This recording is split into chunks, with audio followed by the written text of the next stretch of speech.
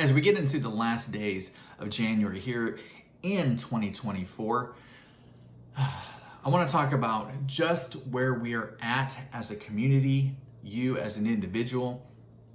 I'll share some of my journey along this way since I've been gone. If you're a subscriber, I definitely thank you, and I thank you for coming back and watching today's video.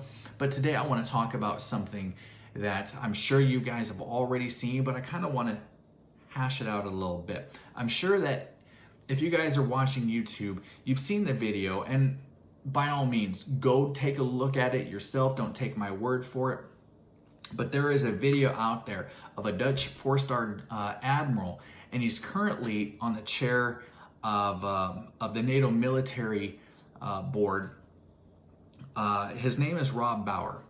And what he talks about is having emergency preparedness. And this is NATO talking. This is coming from a high level.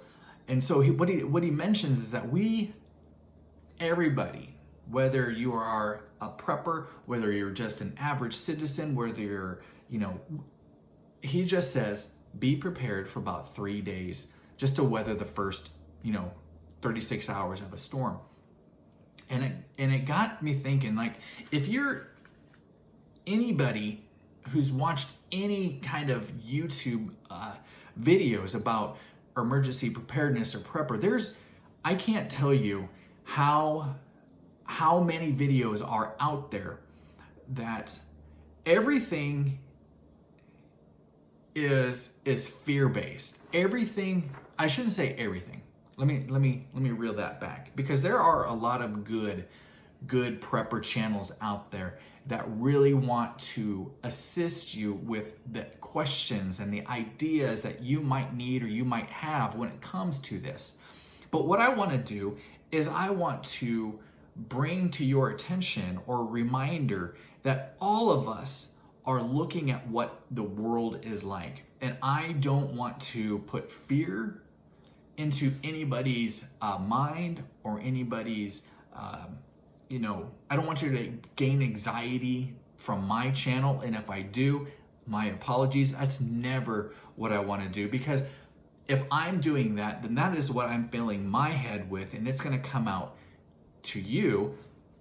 But what I really want to do is I can't predict the future. I can only see what's around us and say, okay, things just are not good.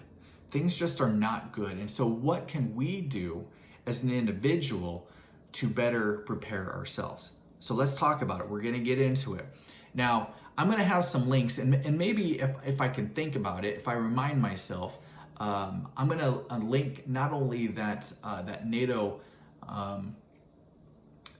video, but I'm going to put some links on some things that I talk about today, so you can understand where I'm coming from.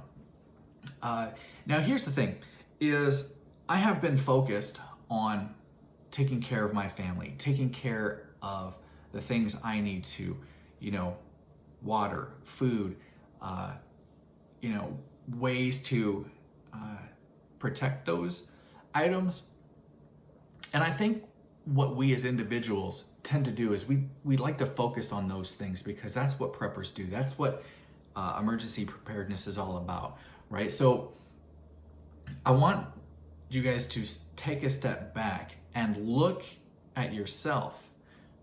Where are you?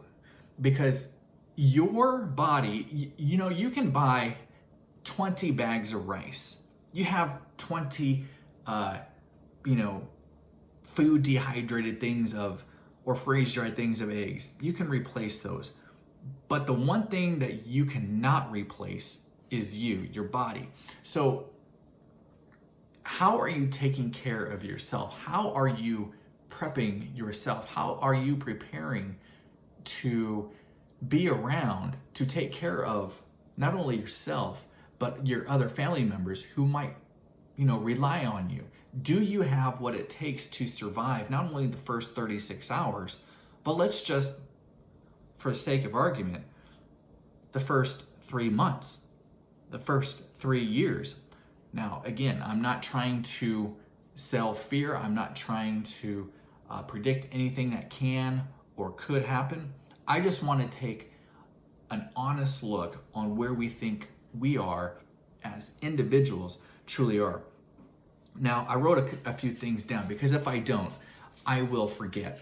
And if you know me, I don't have a script. I don't know what to say. You know, I don't follow along.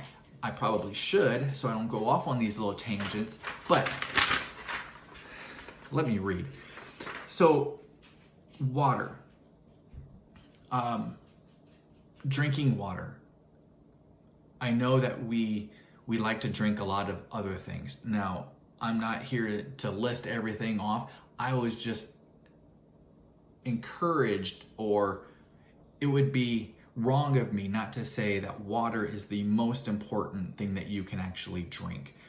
Now, am I saying don't enjoy an adult beverage from time to time? Am I saying not to go out to dinner and get a Coke?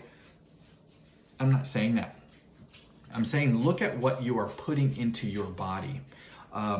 One thing that I realize is that as we get older, it is so important to take care of our bodies. Now, I'm in an age now, I'm 45 at the time of this video, and what I need to do is I need to focus on my protein intake, because as we get older, we start to lose muscle mass.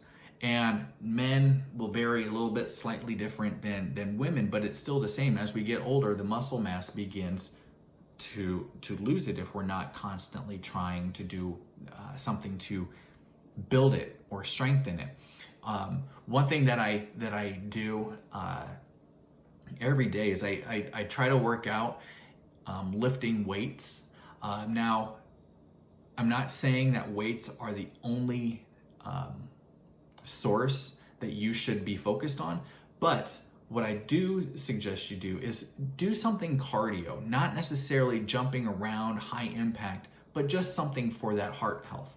Okay, get that blood flowing.